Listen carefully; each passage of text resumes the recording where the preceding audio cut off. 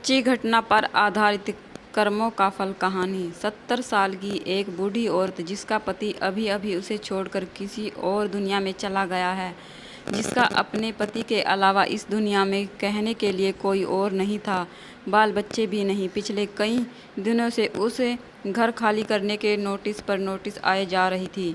उसने अपने जानने वालों और रिश्तेदारों से कई बार मदद के लिए गुहार लगाई, लेकिन सिर्फ नाम के लिए ही उसकी शिकायत पर ध्यान नहीं देते। उसकी सहायता के लिए कोई भी आगे नहीं आया।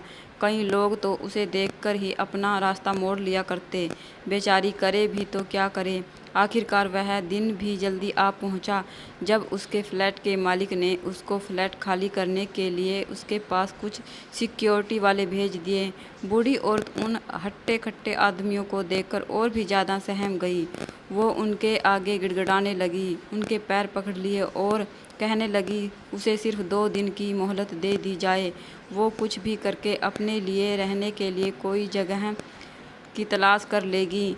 मगर भाड़े के वो आदमी उसकी एक बात सुनने को तैयार नहीं थे। जब सिक्योरिटी वाले उस बूढ़ी औरत को धक्का मार कर निकालने वाले ही होते हैं, तभी पीछे से एक आवाज़ आती है, खबरदार, जो इस अम्मा को किसी ने हाथ भी लगाया तो इन्हीं के घर से कोई नहीं निकाल सकता। सिक्योरिटी वाले हैरानी से उस आदमी को देखते हैं और पूछते हैं कि तुम्हारा मतलब क्या है। तब वह आदमी उस फ्लैट के पेपर दिखाता है जिन पर उस बूढ़ी औरत का नाम होता है। वह उन्हें तुरंत वहां से निकाल जाने के लिए कहता है। पेपर देखकर वह सिक्योरिटी वाले वहां से निकल जाते हैं। यह सारी घटना बूढ़ी औरत बड़े अचंभे से देखती रहती है। सबके जाने के बाद बूढ़ी औरत उस आदमी से पूछती है कि बेटा, मैंने तुमको नहीं पहचाना, लेकिन मैं इतना ज़रूर कहूँगी कि तुम आज मेरी ज़िंदगी में भगवान की तरह आए हो।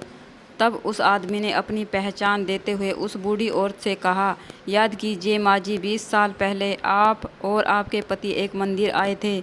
वहाँ पर एक छोटा बच्चा आपसे स्कूल में भर्ती होने के लिए भीख मांग रहा था। आपके पति ने तो यह कहकर आपको मना कर दिया था कि इनको पैसे मत देना, यह नशा कर लेगा, और आगे चले गए थे। लेकिन आप वहीं रुक गई थी और आपने अपने पास रखे सारे पैसे उस बच्चे को दे दिए थे। आपने आशीर्वाद और एक ताबीज़ देते हुए उसे कहा था कि भीख मांगने से अच्छा है छोटा मोटा काम करो और अपनी पढ़ाई पूरी करो, तुम्हें भगवान ज़रूर कामयाबी देगा। माँ जी, मैं वही भिखारी बच्चा हूँ जो आपके बताए रास्ते पर चलकर आज इतना बड़ा हो गया है, एक असिस्टेंट एजेंट बन गया है, और इसलिए मैंने तुरंत आपका घर खरीद कर आपके नाम कर दिया है। आपने जो ताबीज़ मुझे उस समय दिया था, जिसने मेरी आज तक रक्षा की है, मैं वह आपको लौटाना चाहता हूँ। मैं चाहता हूँ कि यह ताबीज़ अब आपकी रक्षा करे।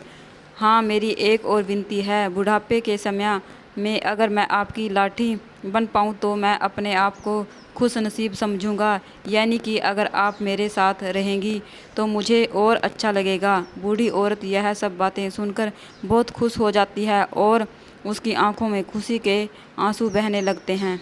इस कहानी से हमें यह शिक्षा मिलती है कि दोस्तों, कर्म एक चक्कर की तरह होते हैं जो कभी ना कभी लौट के आपके पास ज़रूर आते हैं। इसलिए जीवन में जब भी मौका मिले अच्छे कर्म करते रहिए। दोस्तों, सच्ची घटना पर आधारित यह कहानी आपको ज़रूर पसंद आई होगी। ऐसी ही सैकड़ों कहानियाँ सुनने के लिए हमारे चैनल को सब्सक्राइब करें और साथ में बेल आइकन को भी दबाएं ताकि रोज़ आने वाली वीडियो की नोटिफिकेशन आपको बिल्कुल समय पर मिलती रहे। Thank you for watching my video. धन्यवाद।